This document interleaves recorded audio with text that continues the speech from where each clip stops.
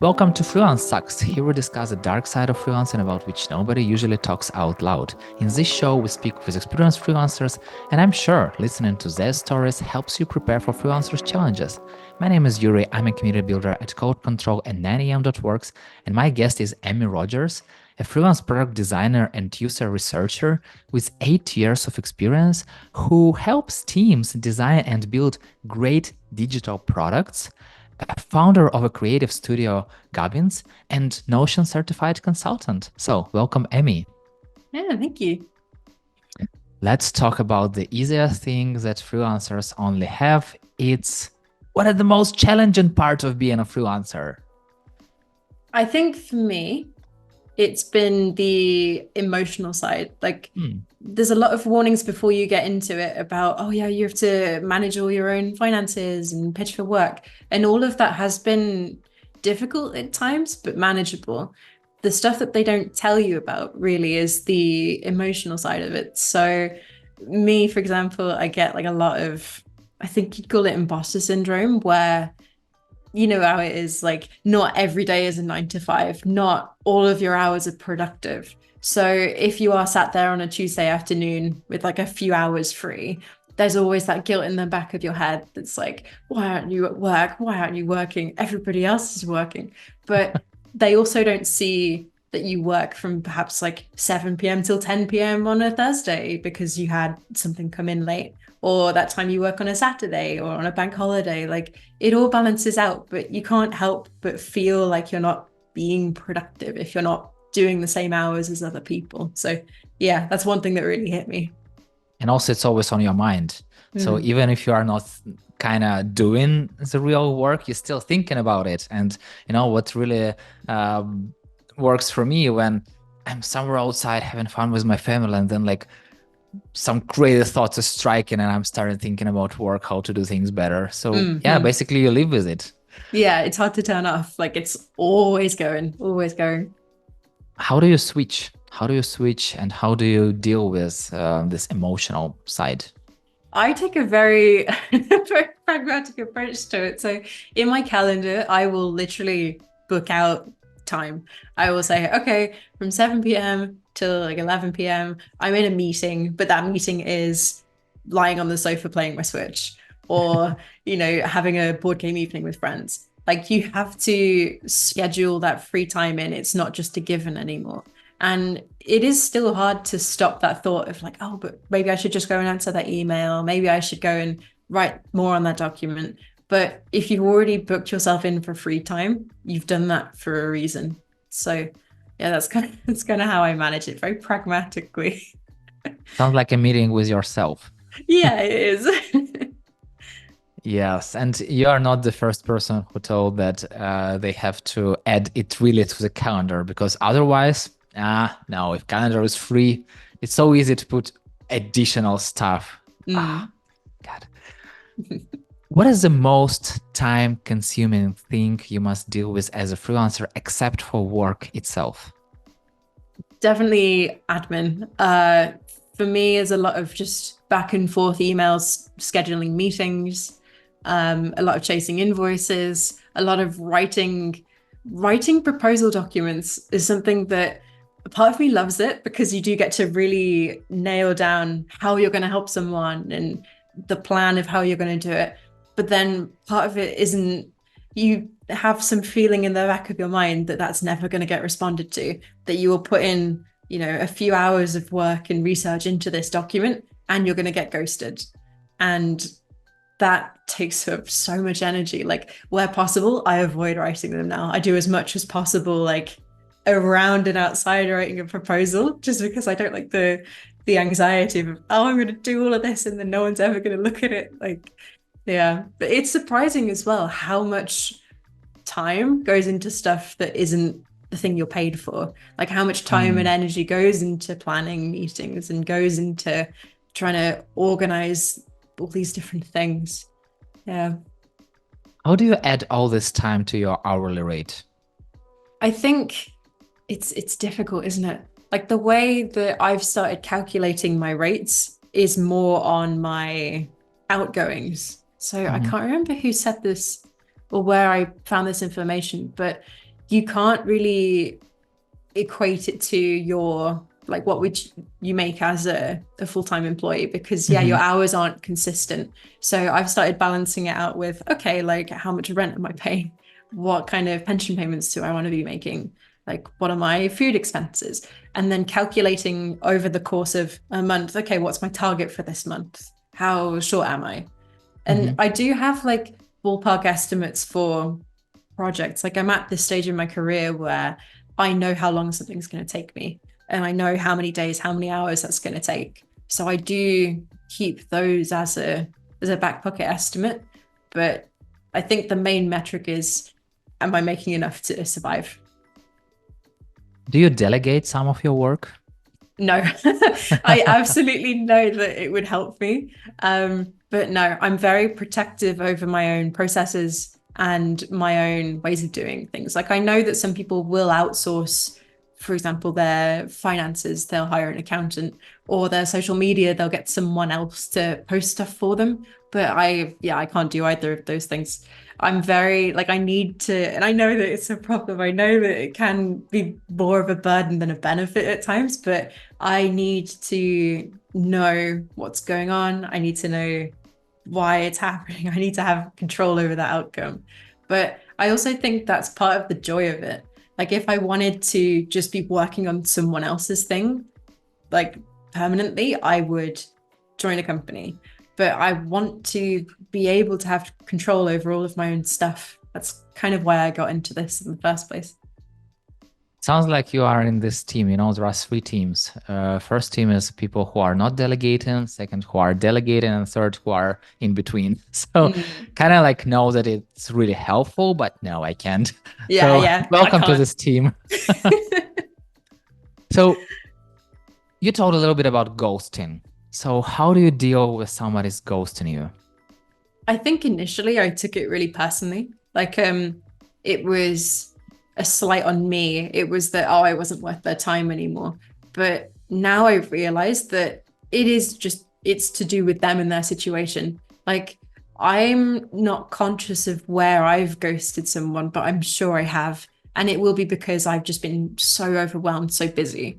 Like, there was a moment, I think it was last year, where we were hiring for a designer, and I think it was 120 applications, and I was trying to go through them alongside my actual work. So I did not have time to go through all of them. I didn't have time to respond to all the emails, and I felt terrible because I know what it's like to be on the other side of that.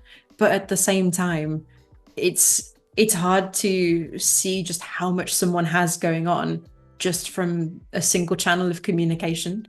Like, I'm not the most diligent at responding, but I do try and respond to all the important ones where I can. I think it's important, even if you're going to reject someone, to let them know, because ghosting is like it's the most disgusting feeling. Yeah, exactly. And what is the most nerve-wracking thing you must deal with as a freelancer? That's a good question. I think it's when stuff goes wrong. So thankfully, I haven't had to deal with that so much in my career at this point, touch wood. But it's where someone's disappointed, or where a system has fallen down and cost something big. And that is not only difficult from the perspective of, okay, we have to fix this. There's going to be some repercussion. We're going to have to deal with this as a problem. But then emotionally, as a freelancer, that knocks your confidence. It makes you think, oh, okay, like, I'm just a fraud. Like, I've caused all of this. It's all terrible. And trying to manage both of those things sucks. Like, it's bad. And everybody has to do it. Hopefully not often, but yeah, it's never easy. It really isn't. And as a freelancer, what builds up your confidence? Working with good people. So working with people who get what you do, who understand its value and tell you how helpful it is to them. That is the best thing you can have as a freelancer. Just feeling appreciated, feeling like you're helping. I think also, and this is weird for an independent freelancer to say, but having a team, having some group of people that you have a shared mission with, even if you're just there as like a what's the word I'm looking for? Kind of like a solo like contractor who's been hired on, kind of like I'm not a huge Star Wars fan, but kind of like the Han Solo who's just been brought in for this one thing and then goes off into the galaxy. Like you're still part of a group trying to achieve a mission together. And however long you're there for, however embedded into that team you are, I think that is a really good feeling to have. Sounds like a community. Yeah, yeah. So, as a freelancer, do you ever deal with a professional loneliness? All the time. Yeah. Like it's easy when you're like a perm worker because you just get a default group of people. It's the same when you're at school. You have a default set of friends because you're all in the same space all day, every day for like years and years and years. Similarly, with a company, you're there every day. You all go through the same pains. But as a freelancer, particularly me, because I don't tend to do like the full 5 days a week with one team. I tend to do like a little bit with a bunch of different people. That it is hard to build up those consistent connections. It's hard to feel like you belong fully because of course stuff will happen while you're not there, or you will be working remotely a lot of the time, so you miss out a lot of the in-person connection. Like it is hard, and I managed that maybe not as well as I could do, but it's a constant struggle, right? Like I will arrange meetups with people outside of work. I think I mentioned board games before. I will do that kind of thing. I join communities specifically for freelancers as well. So there's like a little bit of that balance, but it's a lot more effort than just being in an office or being, in a consistent group every day. Yeah. If your friend wanted to become a freelancer, what are top 3 things you'd advise them to consider before doing it? Ooh, I think the first thing I would say, and this is a very pragmatic answer, is make sure you have the finances to do it. So it's a common advice of make sure you have like 3 to 6 months of runway saved up before you go freelancing. I think that's a super sensible piece of advice, because the anxiety you feel when you have a dry period, when you have a period where there's just no work, no one's looking for anything, silence, your money is slowly ticking down, like that is painful. That sucks. So you want to avoid the feeling of being like on the knife edge immediately. You want that little bit of comfort. Another thing I would say is I hate the term network, but to tell people that you're freelancing and to let people know that you're available. So that's something I didn't really do a lot of early on. And even now, I feel like I should be doing more. But just posting on social platforms, building up a backlog of, I'm here, I'm available to do work, here's how I can help. It's not the same as if you're looking for a permanent job where you have, and I can only speak really as a designer, where you have a portfolio of stuff and then you're going into interviews, then you get a job and then you don't update your portfolio for 3 years. It's more of like just consistently showing up, showing in small bite-sized pieces what you're up to, what you're doing. I think that's super important too, but also really hard. And like we said before about outsourcing, it's something that if you need help with, that's okay.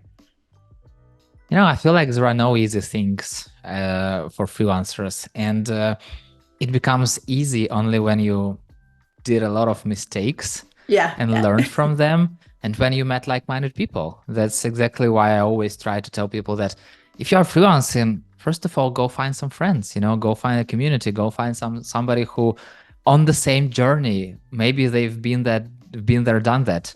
And maybe they're doing this at the same moment with you, and you can do it together. And it's so much easier when you have at least somebody, to share your challenges with. That's basically what we're doing right now, talking about your freelancers challenges. And I bet there are so many people who have the same feelings here. And, I really wish to have the sky as a limit, but time is a limit. So the final question, if you were starting freelancing today, what is one thing you would have done differently?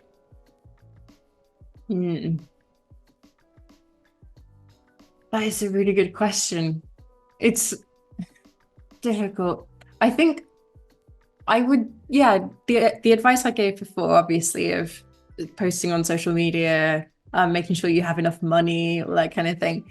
But then also the taking the time and the energy to build up your mental resilience and to tell yourself that, yes, you are doing the right thing. It's weird to go against the grain. It's weird to step out of that 9 to 5. And it's weird to not be doing the same things as a lot of other people. It's also weird to have to put up with that internal sort of judgment. I think before the pandemic, and I can't really speak to this because I started freelancing after it, but before the pandemic, the idea of freelancer working at home in their pajamas was like, it was a stigma.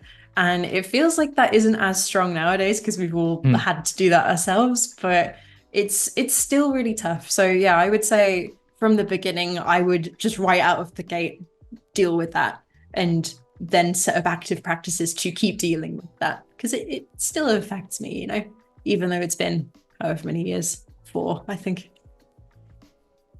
I had a conversation previously on this podcast, and a person told me like, there are so many uncertainties, but as a freelancer, I get used to uncertainties. So it feels like we're pretty much the same. There are still challenges, there are still hard things, but we are kind of like getting used to them. So yeah, we all learn, we all grow, and we're seeing it now with the rise of things like AI. Like, we're all going to have to keep changing and growing and adapting. But that's also the fun of it. It's the fact that it's different every day. The fact that, you have to be a little bit weird, a little bit creative. It's all part of the fun. Yeah. Amy, thank you so much for sharing your experience and for having such an open conversation. No, it's been good. It's been fun. Thanks for having me. And thank you so much for listening. If you like the show, hit the like button or 5 stars and share it with your friend. That's it. We're done. See you in the next episode.